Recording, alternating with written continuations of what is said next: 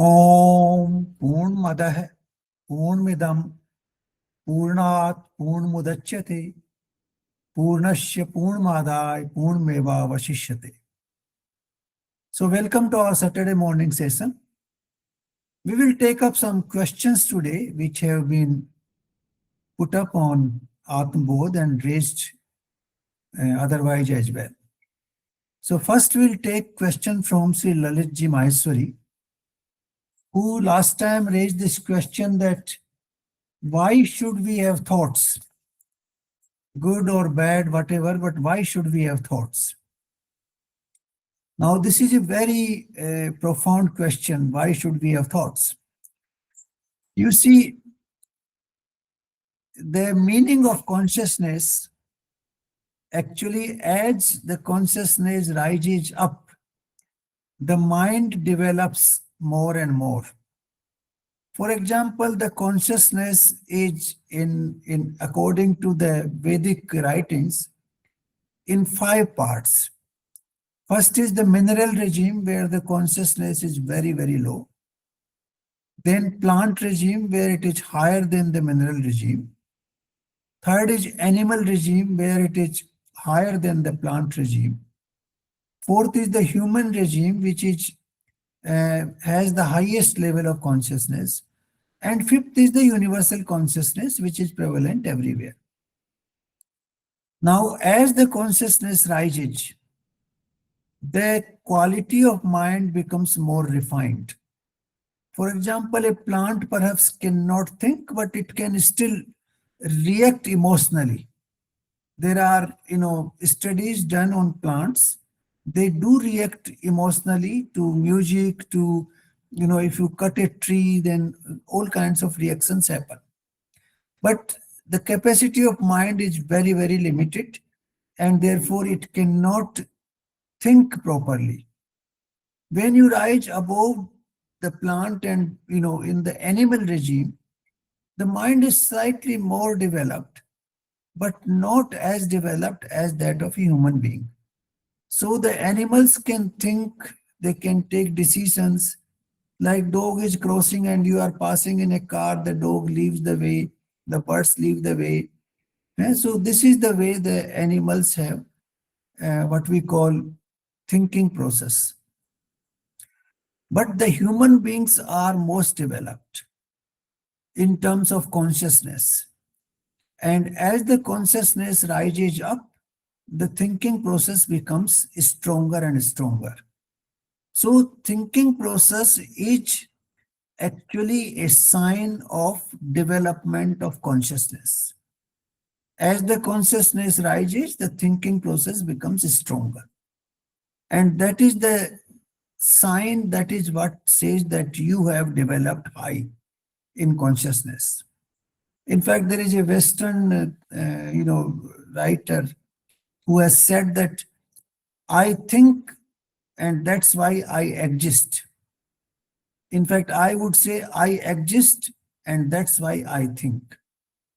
So if the consciousness exists in us, obviously the thought process will remain without any doubt. If the thought process is not there, it means the level of consciousness is not there or it is very, very low. Now, good and bad thoughts. Why do we get good thoughts, bad thoughts? You see, the thought process is regulated by 3-4 things. One is that at the time of birth, you have some sanskar, you have the balance of the last or the past lives. Like a organization has a balance sheet at the end of the year, they close their accounts. And in the beginning of the new year, they have a balance sheet which shows their assets and liabilities. Similarly, we also are born with a balance sheet. So the balance sheet comes with our birth. It's embedded like a software in the body. It's embedded in the body. And depending on that balance, your thoughts are governed. Some good, some bad, some neutral. That is the first I would say, factor determining your thought process. The second factor is your bringing up. Your parents, particularly your mother, your parents, then your, close neighbors in the house, your neighbors, then your school teachers. You learn from them, you observe. A child's observation is fantastic. They keep observing things, who is doing what. And based on that, their thinking process develops further. It gets refined, it learns. And then you go to a school. In the school, you are taught. You read books, you read some principles, you read, certain languages, you read mathematics and all that. So all that further adds to the refinement of your thoughts. Your thoughts come out of your studies. Then you start experiencing life. You put your finger on fire and it burns, then you feel this burns. And you get deceived on the, you know, by a friend. You eat something wrong and you fall sick. So experiences of life, whether they are pleasant or unpleasant, they further add to your thought process. So this is the collective, I would say, body which influences our thought, starting with the sanskara, the prarabdha, and then the bringing up, then the studies, and then the experience. All those things put together, actually contribute to our thinking process. If we don't have a thinking process, then you have no chance to improve upon yourself. The uh, Bhogyoni, we have two concepts in Vedic life. Bhogyoni is those yonis where you cannot think properly, your intellect is not also developed, and therefore you cannot improve. There you are born only to, what you call take the consequences of past karma. So human being is the only yoni where you can do a karma. All others are bhog yoni, whether it's a plant life or animal life. They're all bhog yonis. So you do a karma. Karma is based on your thought process. The thought process clubbed with your intellect gives you the wisdom to do an act. Now you may do a good act, you may do a bad act, you may do a neutral act. That depends upon your thought process and the intellect put together. So the all this intellect and thought process, as stated earlier, is governed by those four factors: prarabdha, parenting in the childhood, then studies, and then experiences.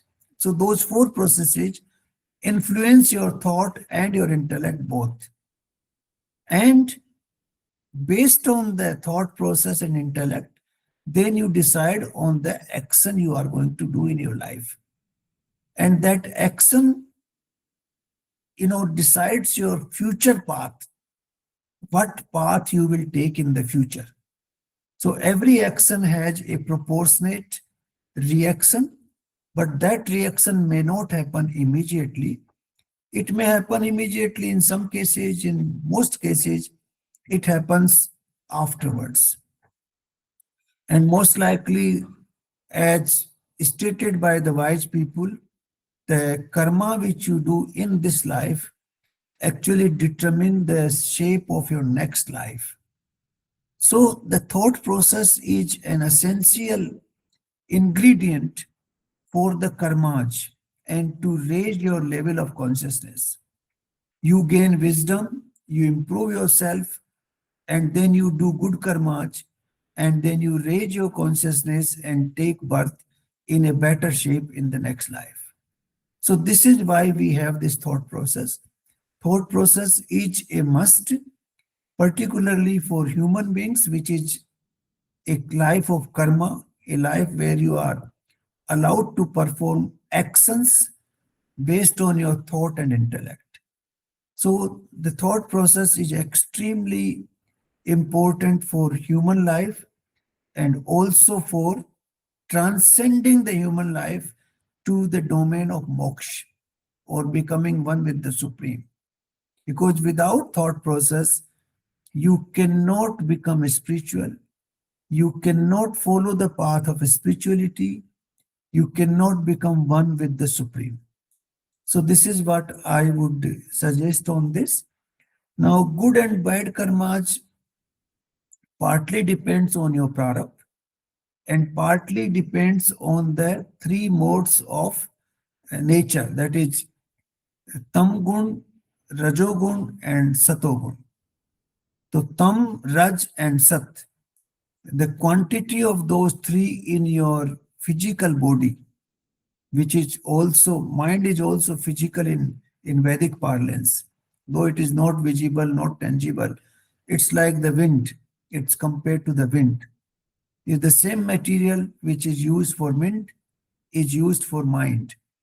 So the mind has matter. It is come out of matter. It is material. It may not be tangible, visible, but it is still material. And therefore, the three gunas of nature, they impact on the mind and intellect as well. And depending on their impact, depending on their, what you call confluence with the prarabdha and the experiences and the education you have, actually decide your uh, good and bad thoughts. But then you have the intellect which you can use to discard the bad thoughts and promote the good thoughts. That process is entirely your own. You can think it over and keep discarding the bad thoughts and keep promoting the good thoughts. And that process will raise your consciousness further and further and further. For example, somebody has been telling lies. Now he can reflect upon himself and say, no, I should not tell lies. It is not good. So he start, modifying his conduct and stops telling lies. And he, moves in the direction where he's telling more and more truth and then finally telling all the truth. So that process depends on you. You can, promote that uh, darkness into light, the negative qualities into positive qualities through your internal evaluation, internal discipline, and internal decisions. So this is what I would like to say on the first question raised by Lalitji. They practice together, they learn the basics of meditation together, and then they exchange their thoughts with each other, improve upon their own practices, refine them further, and then slowly, slowly they become better and better. But once they have perfected the process, they can actually pursue it anywhere, either in group or in individual form, either in secluded place or in populated place, doesn't matter. Once you have perfected the process, then you can practice it anywhere.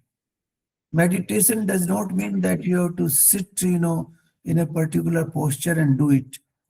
When you are doing, for example, the work of your organization as manager, there also you can meditate and do your work in perfection without diverting your attention elsewhere.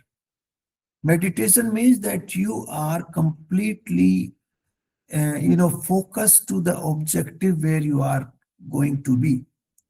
So whether it is focusing on Paramatma, focusing on a lamp, or focusing on the task at hand in your organization, it all amounts to meditation. That you are not frittering away your attention to different issues at the same time. The so-called multitasking is not meditation. Multitasking is a reflection that your mind is, spread over many things. So the mind should be in one single direction, and that direction is achieved through meditation. So that is the first stage of meditation. It is not the final stage. This is the meditation which allows you to focus on the object or on the mission to which you are dedicated. But finally, the final objective of meditation is to become without thoughts, to become one with the consciousness, to distinguish the body completely from the consciousness and stay composed with the consciousness. Now, that process is the process of samadhi. In that process, then you do not engage into the worldly objects. Then you remain confined to yourself and you are constantly aligned with the consciousness, leaving aside the body parts and the body as a whole. Like you would have seen certain eyes, one of my photographs I put on, I think on my Facebook recently, where a saint is sitting in high altitude mountains. There's snow all over around him. He's just sitting quietly there. Now, he is not bothered about his body. He has become one with his consciousness, and obviously, his consciousness has become one with the supreme consciousness, and he's not, concerned what happens to the body. Now, that stage is extremely rare. That arrives only one in millions.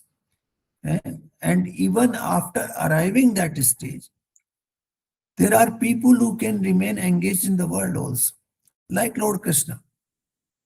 He remained fully engaged in the world and he was all the time in meditation. Even, you know, people like Vivekanand, people like Adi Shankaracharya, they were constantly in meditation, but they were constantly living in the world also.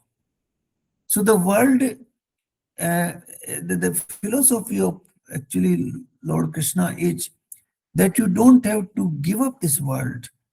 You live in this world and still you can be in yoga. You can still be in meditation. So it actually depends on the individual. Once you have perfected the skill of meditation, the first step is to focus, to completely focus on the object at hand or the mission at hand. That focusing part you have achieved.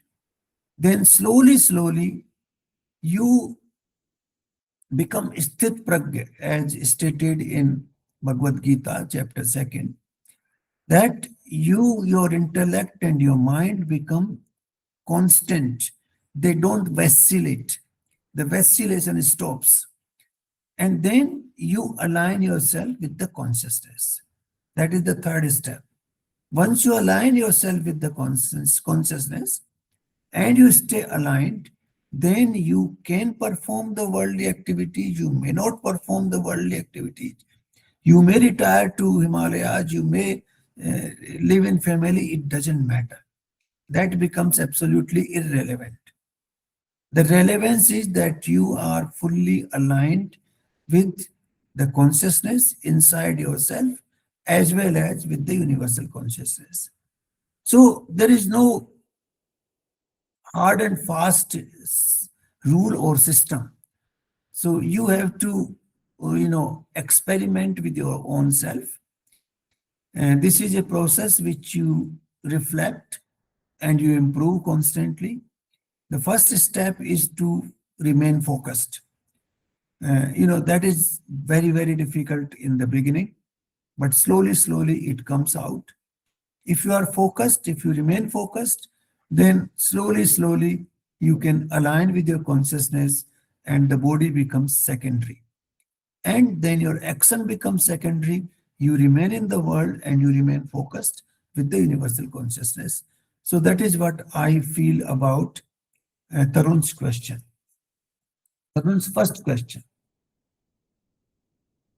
Now, Tarun's Second question was meditation something to be done or not to be done. I think we have covered it basically that uh, in meditation, once you actually perfect it, then you are not in the process of thinking. You are fully aligned with the consciousness and you accept the things as they come, as they go. You are not a willing actor anywhere. Things happen uh, not by your design, but by the design of the Supreme. So you are not a karta there. You are not the doer. So therefore, there is no question of doing anything. You are not doing once you have fully aligned with consciousness. So this is what I think we have covered this in the first part. Now, it is absolutely true. The third question is that very, very few people are able to achieve this. This has also been explained by Lord Krishna in, I think, in the beginning of chapter 7. Let me check it. Very clearly says that out of millions, very few try to reach me. This is exactly. It is the verse number 3 and 4 of chapter 7. It says, actually, the verse number 3 says that Manushyanam Sahastresu Kaschit Yatti Siddhaye Yatta Mapi Siddhanam Kaschin Ma Veti Tatatva है कि हजारों मनुष्यों में से कोई ही मेरी प्राप्ति के लिए यत्न करता है और जो यत्न करने वाले योगियों में कोई ही मेरे परायण होके मुझको तत्व और यथार्थ रूप से जानता है. So it is a fact that out of millions, very few people are able to, keep focusing on the Supreme, are able to align with consciousness, and then are able to reach the abode of the Supreme or the Parampad or become one with the Supreme, as called yogi. So this is about the questions raised by Tarunji. Now we have a question by Rajesh. He is talking about time, whether the time is linear or it is circular. Firstly, we should understand that time is actually it doesn't exist anywhere, but still it exists everywhere. Everything moves with time, but the time cannot be seen, not in any form. For example, I grow from childhood to adulthood and to old age. Now this happens automatically with time. But where is that time? You don't see the time. It is the movement of my body which is happening. It is the movement of my mind which is happening. Similarly, a tree grows from a small sapling, a big plant, and then becomes a tree. It starts giving fruits. Now, with time, it automatically happens. The movement happens in the tree, but you don't see the time. So the time is inherent in the entire existence. The existence inherently has the time. And that is why, it was said that, that the time and space are one single entity. But I would say that time and the existence are one single entity, not space alone. Time and entire existence moves with time, but the time is not there anywhere. The time doesn't move. It's not even, sensible in the still form. So the time is a very, very complex issue. It is only the movement which enables us to perceive time. When the sun moves, rises in the morning, you feel it's morning. Then it goes up it becomes 12 in the day. Then slowly, slowly it goes further down and you say it become evening. Now, the movement of the sun actually enables us to perceive the time. For example, you go to a place where there's no sun, no moon, no stars, you will not be able to see the time, feel the time at all. Yeah? So the feeling of the time is associated with the moment in the existence. Whether it is sun or it is a moon or it is the stars or whether a plant or your own body or somebody else's body, and some other animal, the movement of entire existence is enabling us to feel the time, to understand the time. Now, the time has been actually elaborated in great detail in Atharvaved. And I will read out some of those texts here. Uh, just let me go there.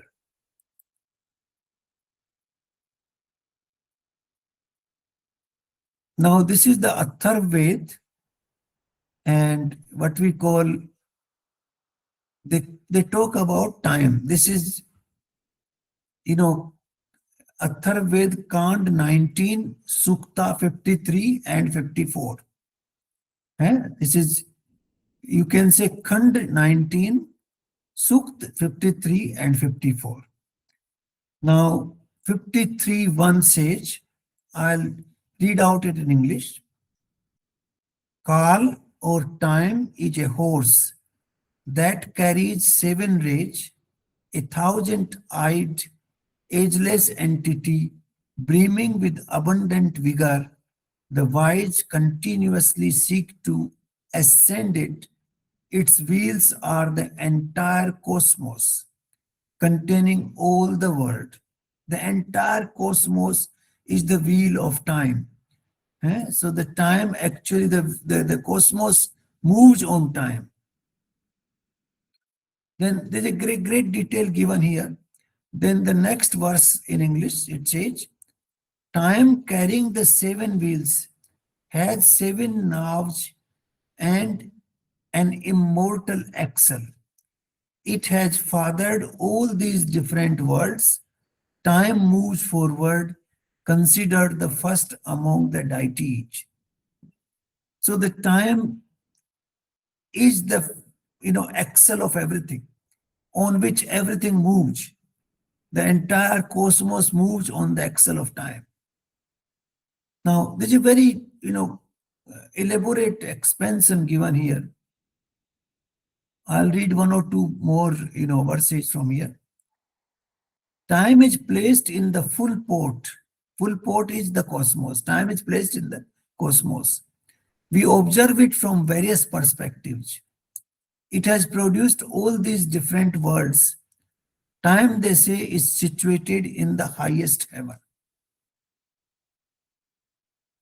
Then the next verse says, time alone upholds all the worlds. It is alone encircles them. It alone encircles them. It became the father, yet is the child of these worlds. Therefore, indeed, there is no energy greater than time. So it continues like this. The time generated these heavens and this earth. Both what has happened and what is to be indeed are established in time. Let me read one last one here. Within time is the mind. Within time is the breath. Within time is all names gathered. By time, all these beings rejoice as they arrive. So, you can always see the Sukta 53 and 54 in Khand 19 of Atharvaved. There are many more verses defining time. Now, time, as I said, is only the moment enables us to feel the time. There's nothing else which enables us to feel the time. Now, the Western concept of time is linear, that it happens one after another. If you look at history, history is also linear. That 2000 years ago this happened, 1500 years ago this happened, 1000 years ago this happened, 500 years ago this happened, and today this happened. So this is also linear. But the actual movement in time, the actual movement of things, which enables us to feel the time or to understand time, is always circular. The sun's movement is circular. The moon's movement is circular. The earth's movement is circular. The movement of our life is circular. From childhood, we grow to adulthood, to youth, to old age, then we die, then again we become child. We see a plant grows, it becomes a big tree, then slowly, slowly it dies, sheds all the leaves, all the branches, it dies, and then again a new tree comes in its place.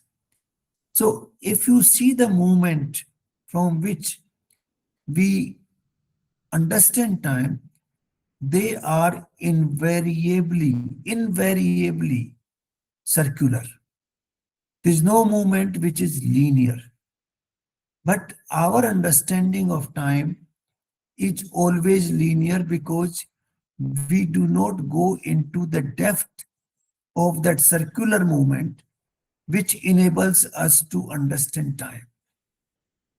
Now, in the year, for example, we move from, one season to another. So the spring comes, and then the summer comes, and then the autumn comes, and then the winter comes, and then again the spring comes, and this keeps repeating. So there's a circular movement of time there. But you say that one year after another, then third, fourth, but there also is circular because that time is so long that is beyond our imagination, that we do not understand that circular movement of time. And that is what Lord Krishna has mentioned in chapter 8 of Bhagavad Gita. And I will, go to those verses. Verse number 16. हे अर्जुन, ब्रह्म लोक पर्यंत सब लोग पुनरावृत्ति स्वभाव के हैं. पुनरावृत्ति means repetitive, circular.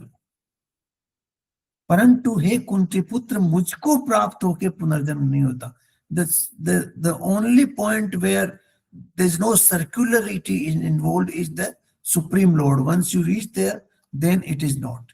क्योंकि मैं कालातीत हूं और सब ब्रह्म आदि के लोग काल से सीमित हैं. They keep repeating, they are limited by time. Brahma का जो एक दिन है उसको 1000 चतुर्गीत तक की अवधि वाला, और रात्रि को भी एक चतुर्य गीत तक की अवधि वाला जो पुरुष तत्व से जानते हैं, वो योगीजन काल के तत्व को जानते हैं. नाउ काल का तत्व, द फैक्ट ऑफ टाइम, काल चक्र. The Kal Chakra is basically is also called Chakra. A Chakra means circular, because the movement of everything which happens, each happens in circular. But still we feel that it is moving linear. The movement of history, because our limitation of our mind is very small. Our mind can go a few hundred years, few thousand years. It cannot go to the billions and trillions of years and assess their impact collectively. Because the one day of Brahma, which has been calculated and explained, is 4.32 billion years. That is one day of Brahma. Now, our imagination cannot reach there, that one day ends there and then the night starts and then the next day comes. If we can reach there, then we will feel it is circular. So, certain things you can observe. You can observe plant, you can observe life cycle, of people, of animals, there you feel the circularity happening. You can see the season's circularity. But when it becomes very long in time, you lose the circularity and you go to the linear, time frame. And that linear time frame is only what I call is illusion. It doesn't exist. Time always exists in circular form. But beyond a point, we cannot imagine the cycle because the cycle is so big, like the earth. You always feel the earth is flat. You are walking all the time. You don't feel like earth is circular. Do you? You don't. Nobody feels it. Once you understand the enormity of the earth and all its movement and everything, then you feel it circular. But in ordinary sense, in daily, uh, parlance, in the parlance of our normal life, we do not feel that circularity. But ultimately, the truth is that the earth is circular. While you walk, you don't feel it circular, you are flat. You are going from one point to another. You feel it's linear.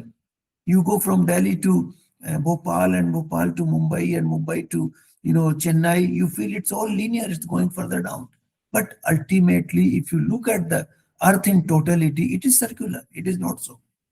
So I will, uh, you know, go into this chapter of my book, Kal Tattva, Kal Chakra, sorry. And this is here I have mentioned in this book.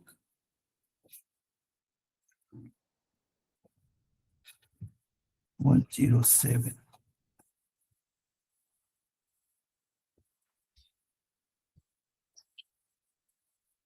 The concept of measurement of time and then Kal Chakra in English. Now, the chronology of time, which is the Western concept. I remember one instance when I was in Budapest.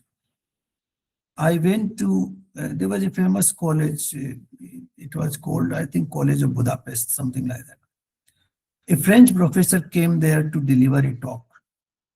The topic was chronology of time, and that is why I was interested. I went there. And he started the time. He said that it is, 4,000 years before Jesus Christ, 2,000 to 4,000, I don't remember exactly, that the world was created. And then the things moved, and then he went from the birth of Jesus Christ, and then further down, and then further down. And he came to today's world, explaining those, the entire existence in 6,000 years. So I asked him what was there before, 4,000 years. And he had no answer to that. He could not explain. There was no answer at all. You see, the time is immortal. The time is in existence, without any break. So you can go back and back and back and back. There's no beginning of time. It always existed. Though it is not visible, not tangible, but it always existed. The universe appear in time and then they disappear in time. And that is what Kal Chakra says. That you feel the Kal because of the movement of the worlds, the movement of the earth, movement of the sun, movement of the galaxies, movement in our body, movement of plants, movements in seasons. That enables you to feel the time. Without that movement, you can't feel the time. And that movement is invariably circular. And then if you can feel the time in a longer distance, then it becomes even very, very clear. And that is why we have this theory of what we call yugas. Let me, there's a very detailed theory here. The cycle of Brahma's yugas, the day of Brahma, it is 10 to the power 17. Before that is Manvantara, that is 10 to the power 16. Before that is Mahayug. Mahayug is a cycle of 10 yugas. That is 10 to the power 14. And before that, it starts with Truti. Truti is 10 to the power minus 7. 10 to the power minus 7. So it is, uh, you know, 13,500 uh, divided by 8. Sorry, 8 divided by 13,500 of a second. That is the minuscule time. It's much, much smaller than, the second. And that calculation of time has been given in Bhagavad Puran, in Srimad Bhagavatam, starting from what they call it atomic time. And it goes up to the day of Brahma. And then you go beyond day of Brahma, you go to the life of Brahma. That is 100 years. At that life of Brahma is equal to what? 311 trillion and 4 billion years. And then new Brahma comes, again new cycle starts. The whole universe gets dissolved after the death of Brahma. So imagine the cycle, the length of that cycle. It's so much that it cannot fit into our, brain properly. We cannot understand that cycle. So that is the depth of our, sages, rishis, who have defined this time, and they have realized this in their meditation, in their meditative state. When they became one with the Supreme, they felt this time. Now the difference of time disappears once you become one with the Supreme. For that, it's all present. We call it past, we call it future. But once you become one with the Supreme, everything is present. You can see right hand side, you can see left hand side, you can see, down below, you can see upwards. And that is why people can predict the events in the future. Because for you, once you become one with the Supreme, you can see, thousands and lakhs years ahead. And therefore there's no, distinction for you in the present, in the past, and in the future. But for people like us, the future is future, the past is past, present is present. So once you transcend those limits, then everything is present. So in fact, in my view, the time is like a shadow of the Supreme. The Supreme shadow is time, and that time governs. The time is also called Kal. Kal means end or destruction. So everything is brought to destruction by Kal, by time. The time brings it to destruction. Time is also called Yamraj, Yam, because it's the greatest ruler. Time is the greatest ruler. It brings everything to destruction and brings it back to birth. So it is the biggest law enforcement agency in the world. There is no agency which is as pervasive as time in terms of enforcement of law. And that is why it is also called Yamraj, the ruler of the universe, because the time is actually the ruler of the universe. So I would conclude here.